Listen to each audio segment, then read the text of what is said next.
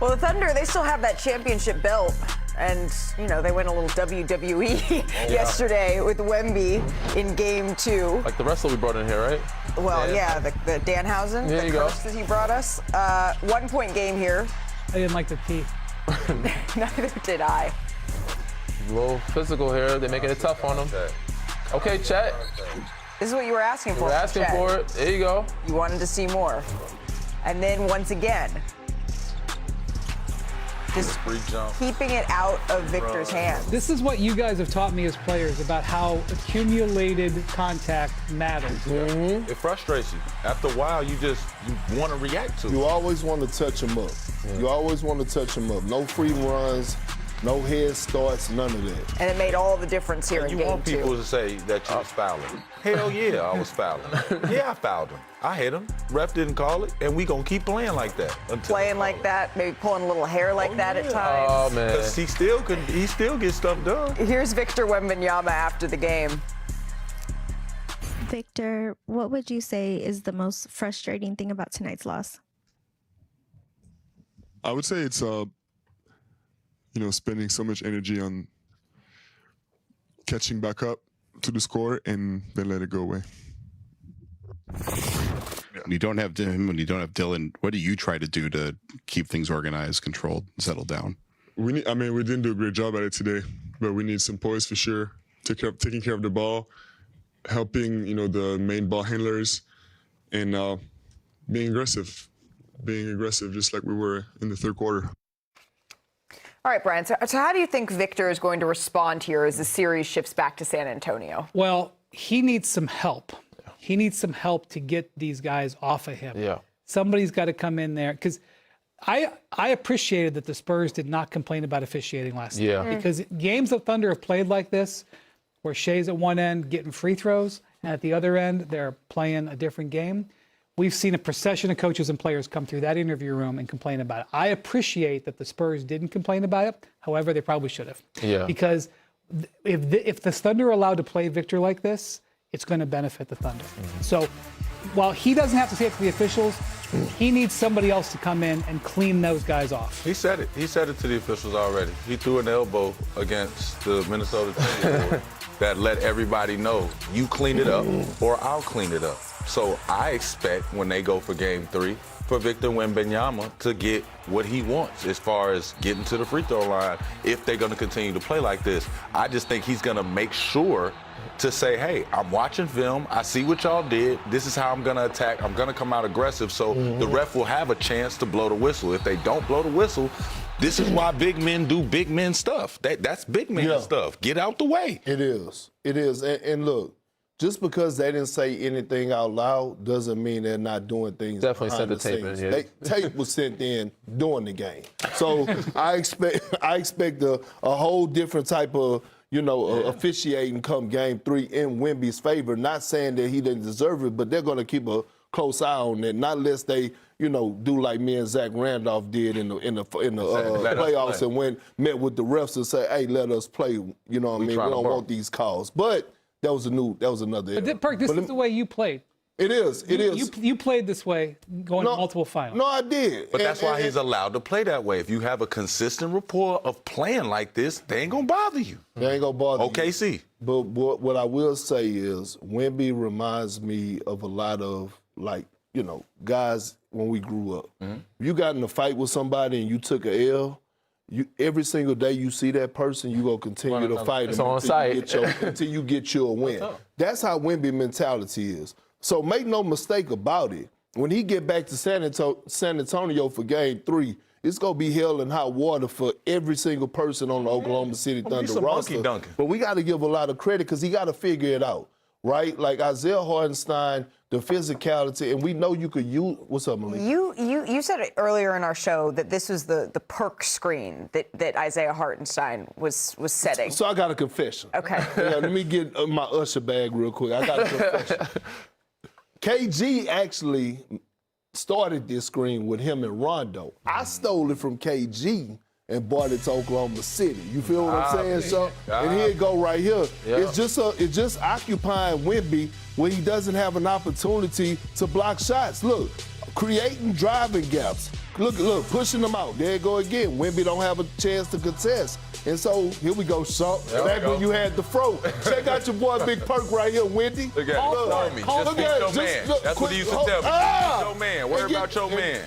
I used to do it for Russell Westbrook as well. Here go the film right here again. Hold up screen. Oh, is that Bassey? What I'm saying, just get downhill. And that was on Rudy, by the way. That was me tangling up with Big Rudy. Go another one. Hey! And you just get downhill. Right? So I think they found something there to eliminate Wemby from having a big defensive impact. Yeah. But then on the other side, you can run pin downs for Wemby. You could put him on the ball and run screen and rolls. There's all type of stuff. That's the best thing about Wemby. He's able to go from blocking a shot to leading the break to doing. They took his transition away. So they actually put the hole in his game where it's like his motor is what makes him so good. Yeah. He could be there for a block shot, stunt and recover for somebody else or three. It's like everything he does on one possession. And it's like Hartenstein said, no, one action, forearm. That's it. One action. I'm going to hold your hand. Right. But it's not just how you're saying that he's going to need some help. If this is going to be the way that the Thunder are going to defend him, he's going to need assistance. And part of that is personnel, right? Yeah. Turnovers have been an issue for the Spurs. And against the Oklahoma City Thunder, that's something that is going to continue to be a problem, particularly if they don't have De'Aaron Fox. Mitch Johnson, the head coach of the Spurs, he talked about this. Take a listen. Obviously this team is as good as anybody at turning you over. So when you're down some of your primary creators and initiators, it causes a little bit of an extra strain, whether that's who to play, what to run, et cetera, and we'll just have to be sharper in that area because it's tough, fully loaded against these guys. So we obviously 27 points off turnovers is not a winning formula.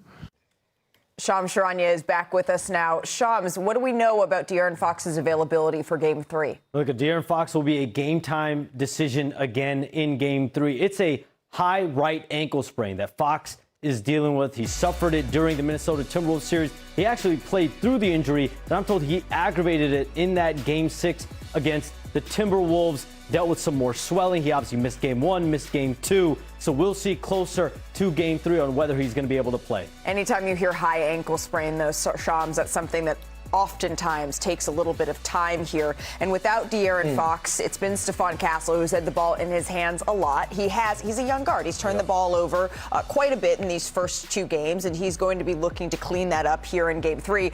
But he also gave us a gift in Game 2. Oh, yeah. He gave us the highlight of the night. A baptism. The highlight of the season, maybe. Highlight of the playoff history.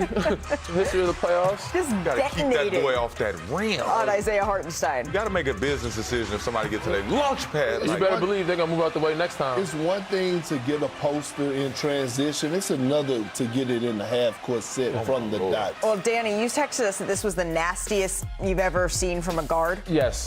So that inspired our producers. In the history of the playoffs. This is what our friends have dubbed the greatest playoff posters of all time.